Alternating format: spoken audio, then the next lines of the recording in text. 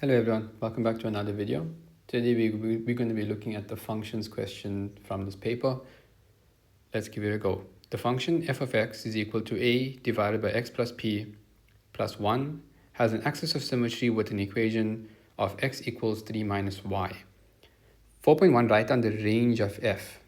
So the range of f is going to be given by the asymptote.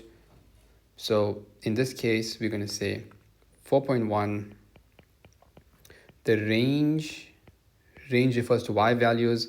So y is an element of real numbers and y cannot equal to 1, since that is an asymptote. Question 4.2. Determine the equation of the vertical asymptote of f. So to work out the equation of the vertical asymptote, we can use the straight line equation, right? So we can say that the x value, right, which is the vertical asymptote, that's going to equal 3 minus y. And the y value we should substitute is the y, or the horizontal asymptote. So we know the horizontal asymptote is 1, so 3 minus 1, that's 2. So the equation of the vertical asymptote is x equals 2. Okay, let's move on. Question 4.3. If f of 0 is equal to 2, calculate the value of a. Let's write out our equation. We know f of x is equal to a divided by x minus 2. Remember, we worked it out. And then plus 1. Now, from the information they gave us, we can get an x value and a corresponding y value. So we can say 2 is equal to a divided by 0 minus 2 plus 1. Then we can say that a is equal to, let's transpose. So let's say 1 equals a divided by negative 2. That means a equals negative 2. That's the answer. Question 4.4, calculate the x-intercept of f. All right, so when we're doing x-intercept, you make y equal 0. So we'll say that 0 equals negative 2 divided by x minus 2 plus 1. Then we'll transpose. Minus 1 is equal to minus 2 divided by x minus 2. Then we'll multiply by x minus 2. We'll say that minus x plus 2 equals negative 2. That means x is equal to 4. So that is the x-intercept of f. Okay, question 4.5. Draw a neat sketch of f. So let's move on to the next page. So we'll start off with our Cartesian plane, right? We got x values, we got y values. 1, 2, 3, 4, 5. Minus 1, minus 2, minus 3, minus 4, minus 5. Likewise 1, 2, 3, 4, 5. Minus 1, minus 2, minus 3, minus 4, minus 5. Okay, now we've been given some points. We know the asymptotes. So y equals 1 is one asymptote. So let's draw that in.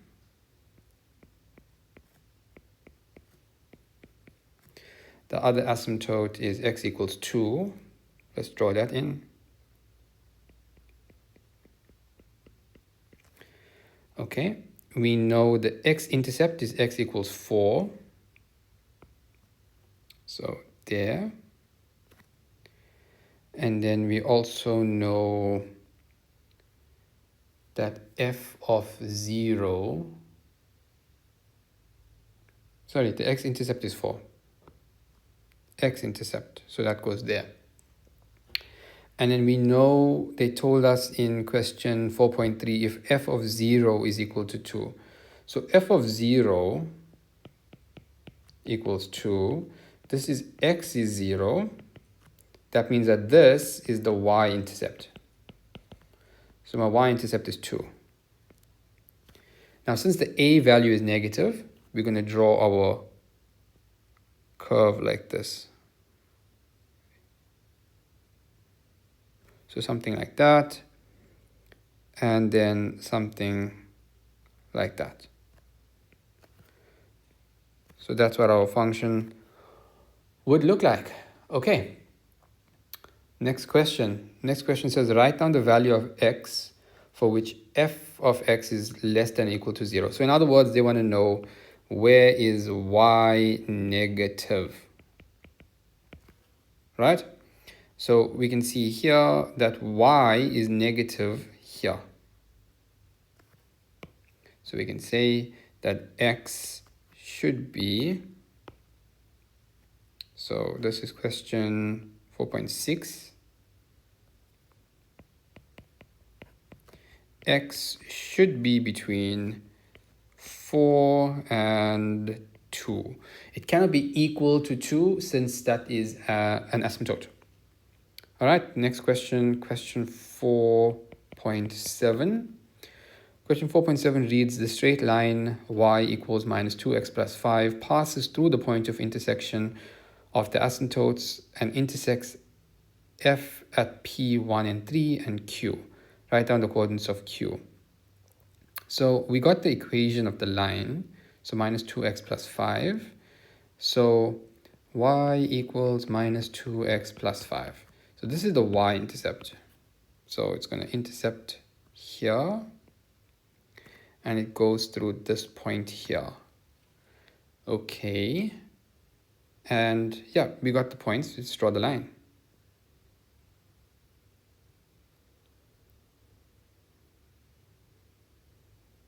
Okay, that's more or less the line. Let's try again.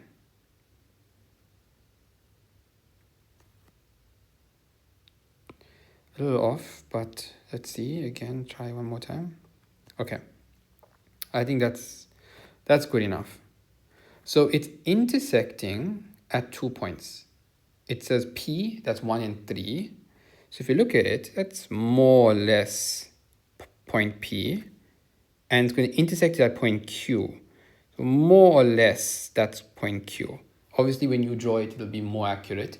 So we're going to estimate here. So 4.7, they want to know what is that point Q. Point Q is looking like it's going to be 3 and negative 1. Okay.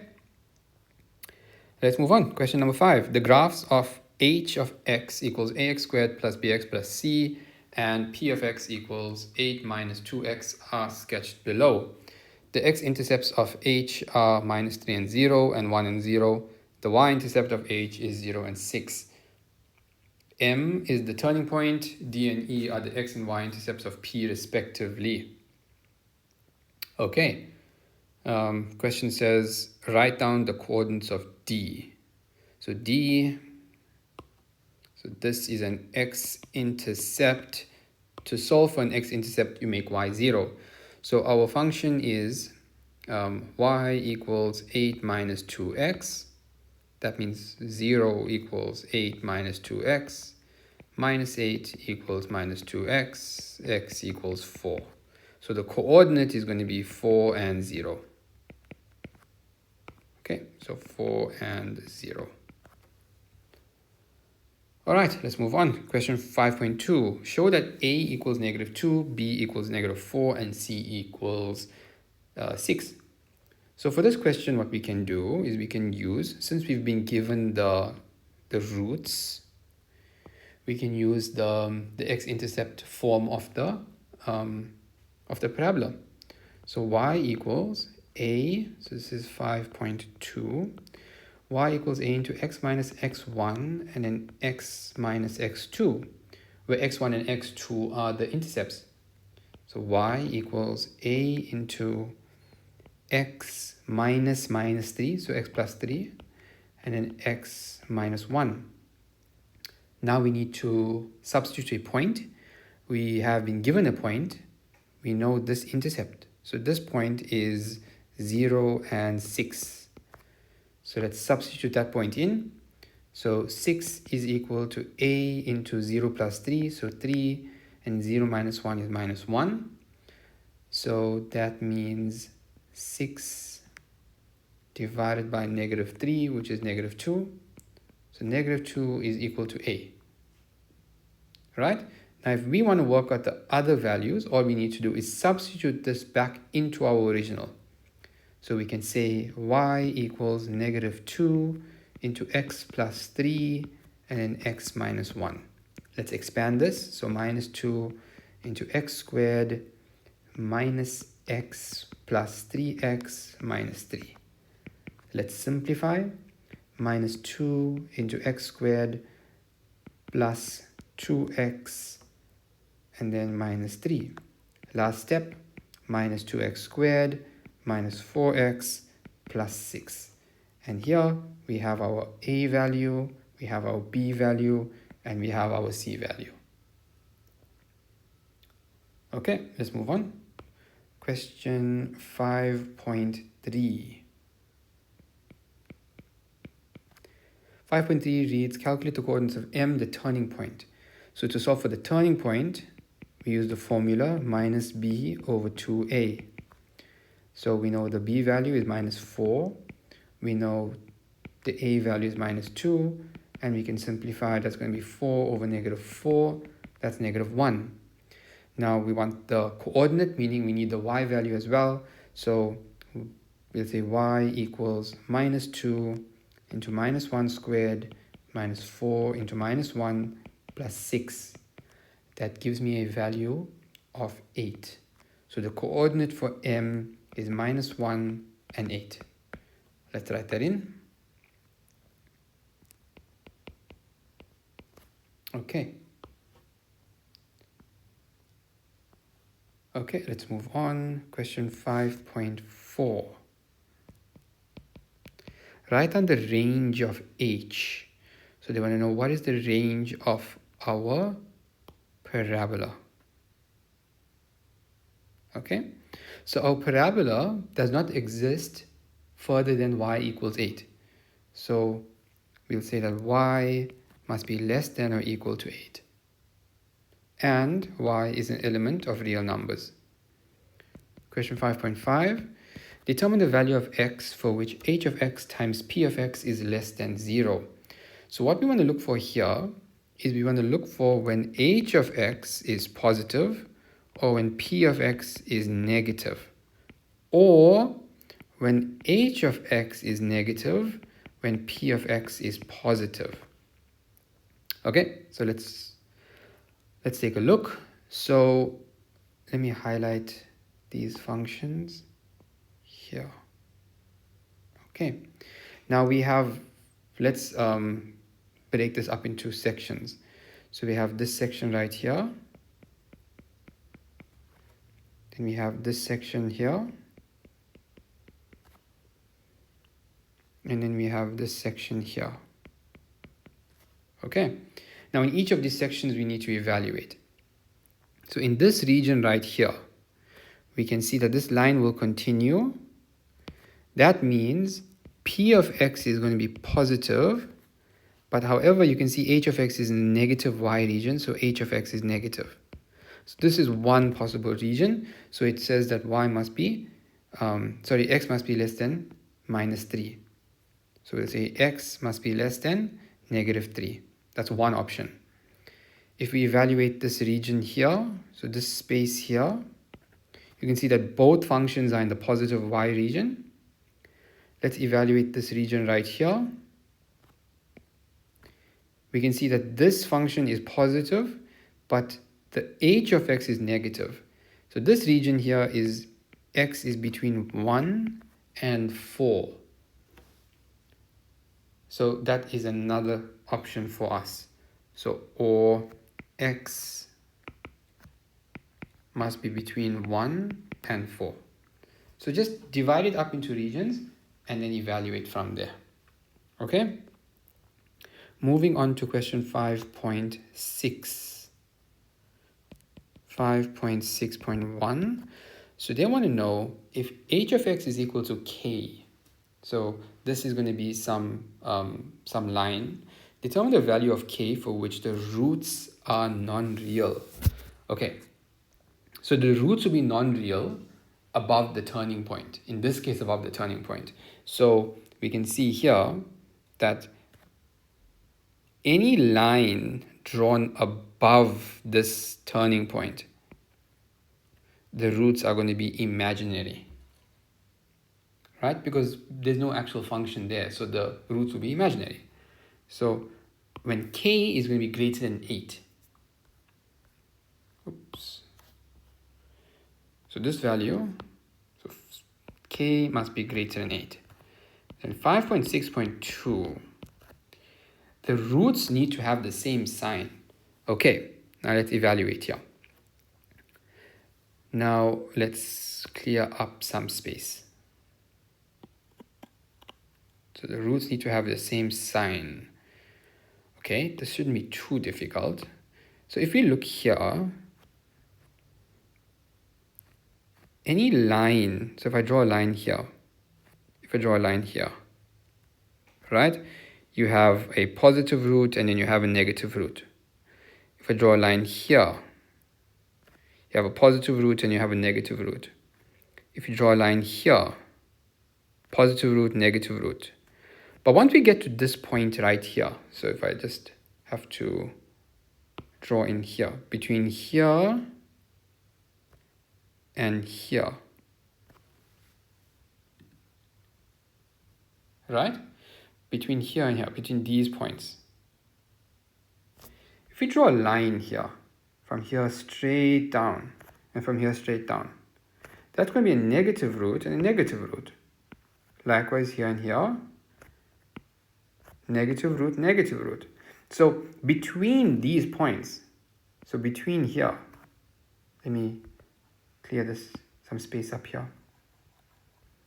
So between here and here, you're going to have you're going to have the roots are going to have the same sign. So how do we represent that? So it's going to have the same sign between the 8 and k must be between 6. Can it equal 6? Can it equal 6? It can't equal 6 because 0 has no sign, but it can equal 8. I've written it the wrong way. K, 6, and an 8. Yeah, that's correct. Let's look at question 5.7 now. Question 5.7 reads, calculate how graph P must be translated so that it becomes a tangent to graph K. Now, when we're dealing with tangents, this is generally what we do. We need to first, okay, let's look at the graph first, right? So this green graph, the one that I've highlighted here, the straight line, that needs to be translated so that it's a tangent to the parabola. So for it to be a tangent, it can't move up, it's got to move down, right? And when it moves down, it's going to have a new y-intercept. We don't know that y-intercept, right? So basically that's what we need to figure out the translation. So coming back to what I was saying, when you are doing a tangent question, right, what you need to look for is two things. You need to look for, it's going to be a point of intersection of the two. So the tangent, it's touching there's a straight line will touch the parabola and it will touch it at one singular point. And that's going to be the point of intersection for both our functions, right? And then secondly, the delta is going to equal 0. So that means that we need to have written this in a standard form. So you'll see what I mean now. So the equation for the parabola we worked out before is minus 2x squared minus 4x plus 6. So minus 2x squared minus 2x, was it? No, minus 4x. 4x plus 6. And then for the straight line, it's going to be minus 2x plus some y-intercept, right? Let's call that y-intercept c. Okay, we don't know what it is. So point of intersection, equate the two functions. So we're going to say that 2x squared minus 4x plus 6 is equal to, minus 2x squared minus 4x plus 6 is equal to minus 2x plus c. All right, let's take everything over and write it in standard form. So 0 is equal to 2x squared, then plus 2x minus 6 plus c. Right? So that's my standard form. And from there, we can identify a values. So that's my a value, that's my b value, and that's my c value. So a delta is equal to 0. So that must mean that b squared minus 4ac is equal to 0. Now we substitute. So 2 squared minus 4 into 2, and then c is minus 6 plus c. And that equals 0. Let's simplify. So 4 minus 8 into minus 6 plus c equals 0. Let's then simplify. 4 plus 4, 8 times 6 is 48. Yeah, 48 plus 48 and minus 8c equals 0. Then we can say that 52 equals 8c, meaning that c is equal to 6.5. Now, this c value is the c value here, right? So the graph, if you can imagine the graph is going from y equals minus 2x, I think it was minus 2x plus 8, and it's going now to y equals minus 2x plus 6.5. So that means it's being shifted or translated 1.5 units down. Okay, and that's our solution. If you like this video, please consider leaving a like, sharing, subscribing. If there's something specific you would like me to do or some question you have, please ask it in the comment section below. Until the next one, bye-bye.